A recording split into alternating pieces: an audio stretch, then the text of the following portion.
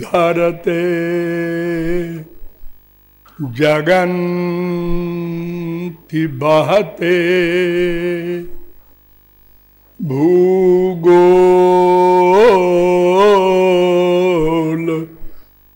उद्बिभ्रते दैत्यं दारयते बलिं छलयते क्षत्रक्षयं कुर्वते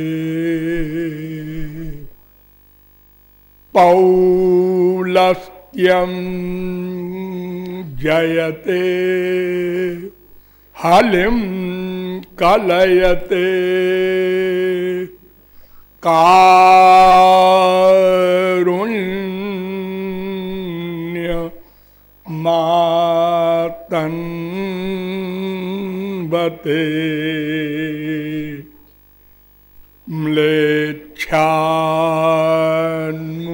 म्लेच्छान्मूर्छयते दशाकृति कृते कृष्णाय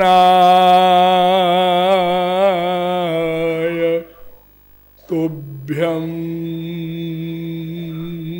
नमः। कदा द्रक्ष्यामि नन्दस्य बालकं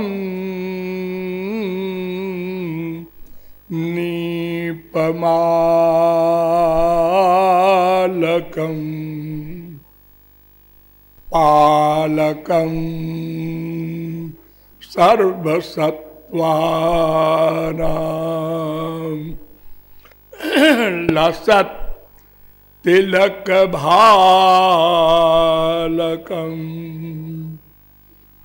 यो ब्रह्माणं विदधाति पूर्वं यो वै वेदांश्च प्रहिणोति तस्मै तद्वंह देवमात्मबुद्धिप्रकाशं मुमुक्षुर्वै शरणमहं प्रपद्ये। सद्घन चिद्घन आनंद घन नंद नंदन पादार बिंद मकरंद मिलिंद महानुभाव। नियमानुसार थोड़ी देर भगवन नाम संकीर्तन कर लीजिए, पश्चात विषय प्रारंभ होगा।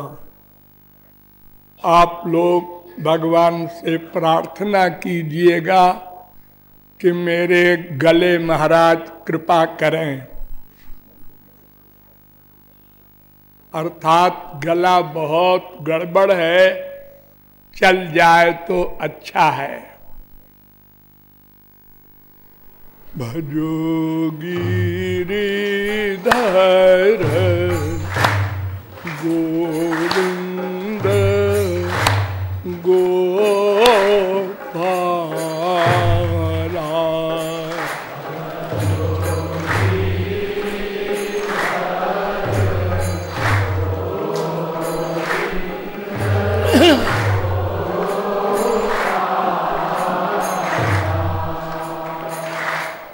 भजो गिरिधर गोविंद गोपाला।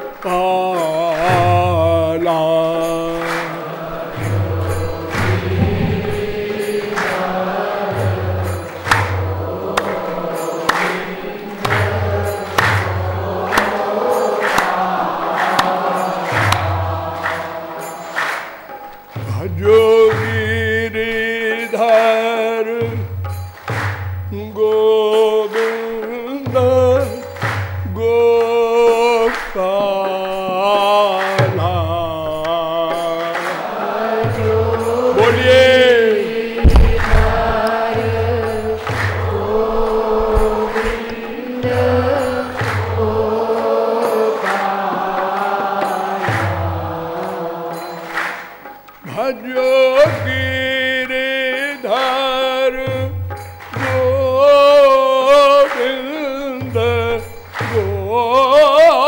गोपाला।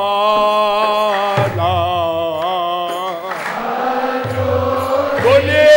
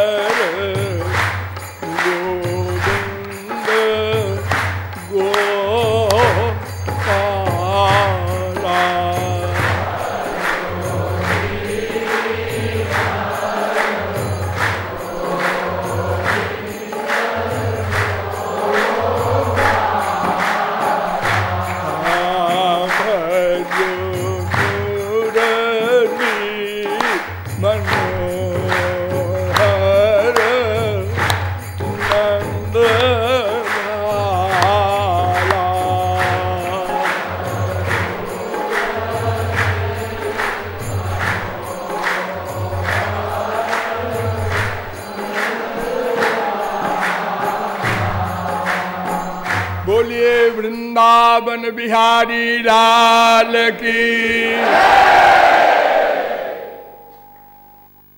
अब आप लोग सावधान हो जाएं। मैं कौन, मेरा कौन, इन प्रश्नों के समाधान में आप लोगों को बताया गया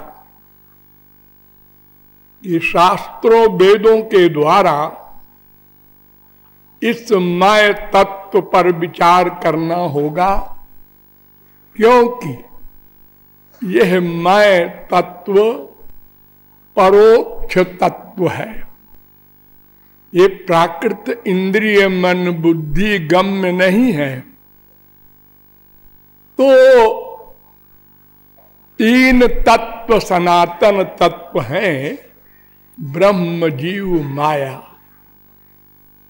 इसमें जीव तत्व का स्वरूप लक्षण और तटस्थ लक्षण दोनों का विस्तृत विवरण आपके सामने प्रस्तुत किया गया।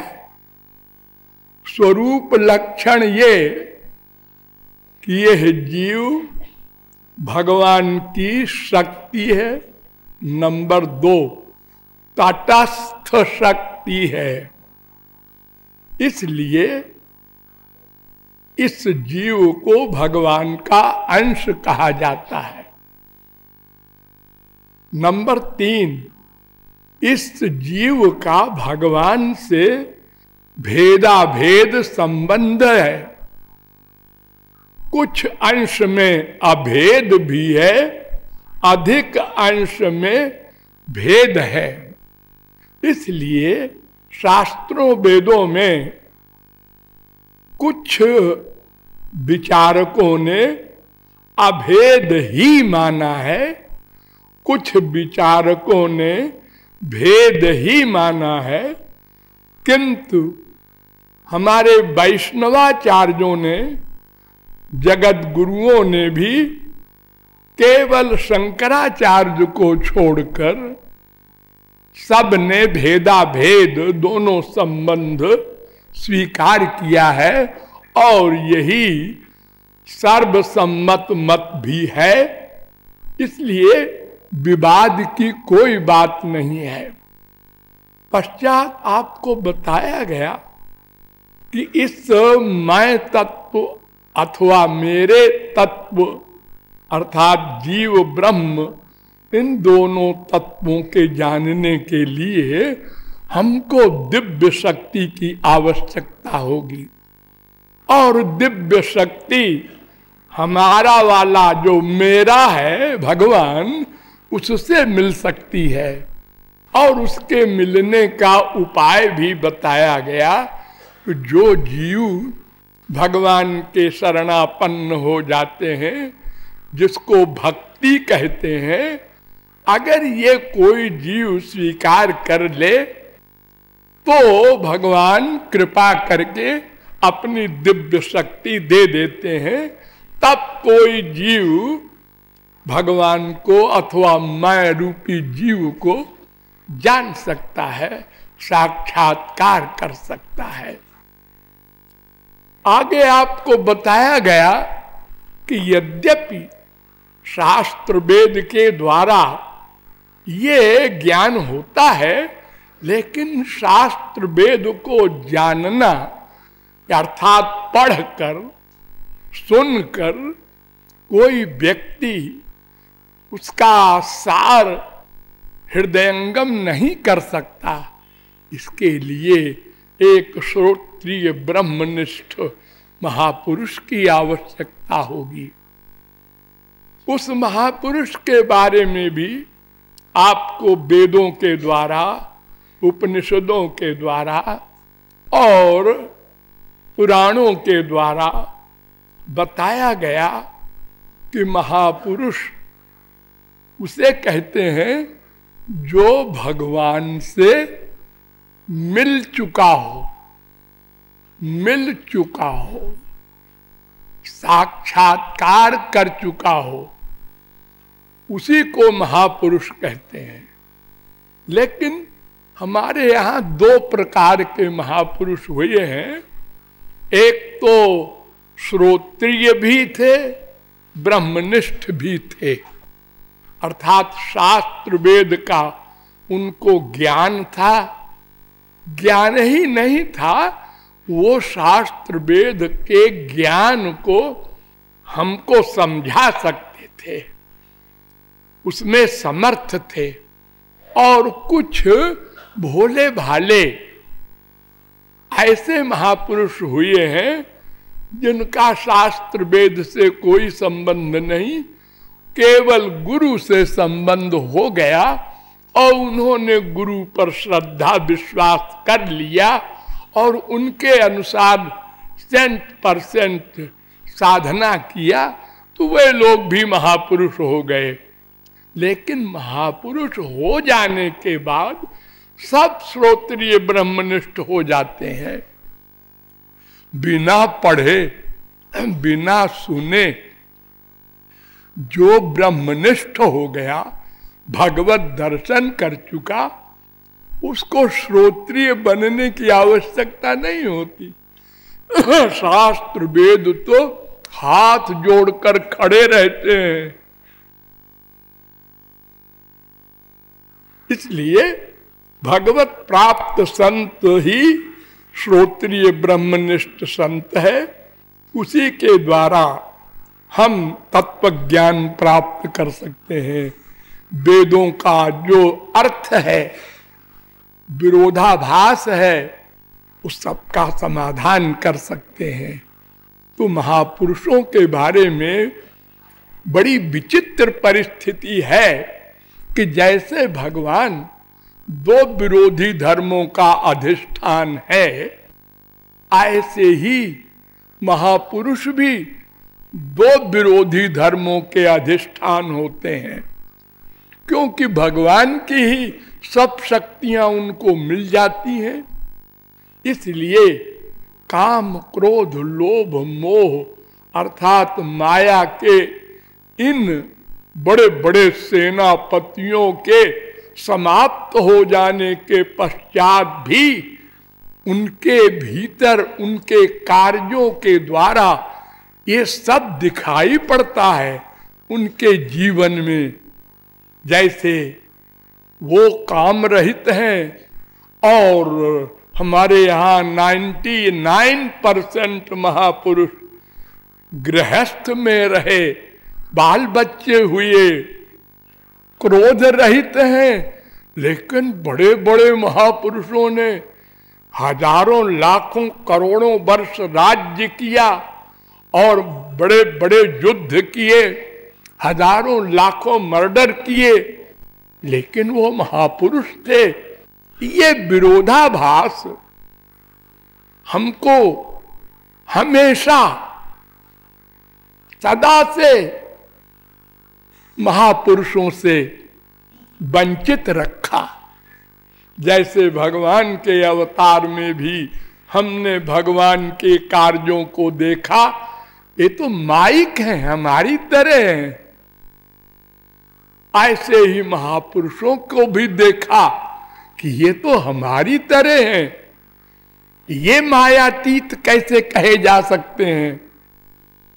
एक बहुत बड़ी ये प्रॉब्लम है, लेकिन हमने उसके हल करने के लिए शास्त्रों वेदों का सहारा लेकर के आप लोगों के सामने अनेक प्रमाणों के द्वारा ये बताया है कि महापुरुष उसे ही कहते हैं जिसको माया का लवलेश भी न सामने आ सके, सदा को चली जाए और भगवान का नित्य संबंध हो जाए। ये दो बातें याद रखिए। और जब कभी आप साधना करते करते ऊपर उठे तो ये दोनों बातें सामने रखते चले, ताकि बीच में आप धोखे में न पड़ जाएं। बड़े बड़े धोखे हैं। सृष्टि करने की सामर्थ्य रखने वाले विश्वामित्र भी मायातीत नहीं थे। वशिष्ठ की हत्या करने का प्लान बना कर गए थे। इसलिए महापुरुष ही समझ सकता है हम किस क्लास में पहुंचे। सदा गुरु की शरणागति आवश्यक है। भगवत प्राप्ति कर लो, तब भी गुरु का एहसान नहीं भूलना है, क्योंकि गोलोक में भी गुरु की ही नीचे रहना होगा।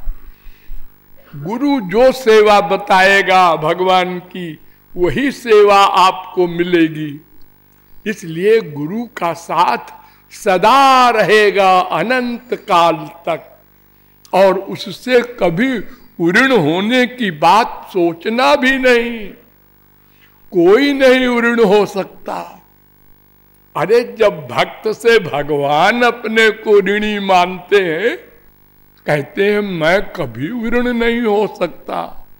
न पारये हम निरबद्य संजुजाम स्वसाधु कृत्यम विबुधायुषा पिबा यामा भजन दुर्जरस गेह श्रृंखला संवृष्य यद्व प्रतियातु साधुना। 10, 32, 22 भागवत। जब गोपियों ने कहा कि यत्ते सुजात चरणाम्बुरुहं स्तनेषु भीताशनई प्रियदधि महि कर्कशेषु तेनाटवी मटसि तद्व्यथते न किंचित् कूर्पादिभिर्भ्रमति धीर भवदायुषाम न। ये भागवत का इतना इंपॉर्टेंट श्लोक है भक्तों के भक्ति को समझने के लिए, अंतिम रिकॉर्ड है। प्रेम में अपने प्रियतम के सुख का ही लक्ष्य रखना चाहिए।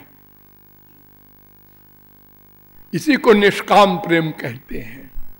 और इसी लक्ष्य को सामने रखकर साधना करने से गोपी प्रेम मिलेगा, जो सर्वोच्च अवस्था वाला होता है, जिसके लिए ब्रह्मादिक तरसते हैं। तो गोपी कहती है, हे श्री कृष्ण, हे प्रियतम, हे प्राणवल्लभ, जब तुम्हारे वियोग में हम इतना जलने लगते हैं, शब्दों में नहीं बता सकते। राधा विरह के बारे में बताया गया है कि और बस्तो मात कटुरपि कथम दुर्बले नो रसा में ताप प्रौढ़ो हरि विरहज सह्यते तन्न जाने निष्क्रांता चेत भवति हृदयात् यस्य धूमच्छटापि ब्रह्मांडानां सखिकुलमपि ज्वालया जाज्वलीति। राधा रानी कहती हैं कि श्याम सुंदर के वियोग में मेरा हृदय इतना जलता है, कितना, बहुत सोच कर उत्तर दिया। अगर उस टेम्परेचर का धुआं भी निकल जाए बाहर, मैं कंट्रोल रखती हूं योग माया से, अगर वो बाहर निकल जाए तो अनंत कोटि ब्रह्मांड भस्म हो जाए। इतना बड़ा वो विरह का ताप होता है। वो तो भगवान की जो योग माया शक्ति है, उसी के द्वारा महापुरुष लोग उसको दबाए रहते हैं कि संसार भस्म हो जाएगा। तो गोपियां कहती हैं, जब आपके चरण के तलुए को, उस ताप को शांत करने के लिए वक्षस्थल पर रखती हूं, दौड़कर चिपट नहीं जाती एकांत में भी कि प्रियतम को कष्ट हो जाएगा। चरण के तलुए को हृदय के ऊपर रखती हूं तो धीरे से रखती हूं कि हमारे कठोर स्तन चुभ जाएंगे प्राण वल्लभ के चरण के तलुए में। हे श्याम सुंदर, उन्हीं चरणों से नंगे पांव तुम गोचारण करते हो। इस ब्रिज में, कंकड़ पत्थर में, ये मुझसे देखा नहीं जाता। तो इस प्रेम की स्थिति को देखकर भगवान ने कहा था, ये 10:31-19 है श्लोक भागवत का। तो भगवान ने कहा था, मैं इन गोपियों के ऋण से देवताओं की उम्र में भी पूर्ण नहीं हो सकता। देवताओं की बड़ी बड़ी उम्र होती है।